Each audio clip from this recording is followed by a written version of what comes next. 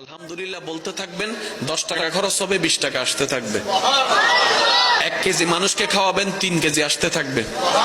একটু জোরে জোরে বলেন না সুবহানাল্লাহ। তাহলে আলহামদুলিল্লাহ কয়েকটা কাজ করবে। আলহামদুলিল্লাহ প্রথম কাজ করবে, আপনার ব্রেইন থেকে টেনশন দূর করে দিবে।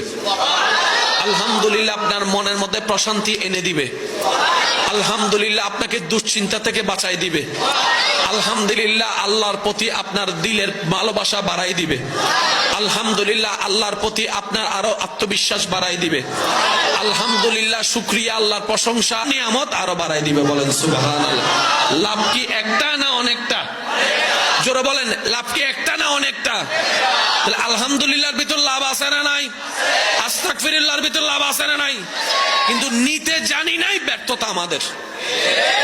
দেনেওয়ালা দিয়ে রেখেছেন, আমরা নিতে জানি নাই, নেওয়ার জন্য আগ্রহ করি নাই।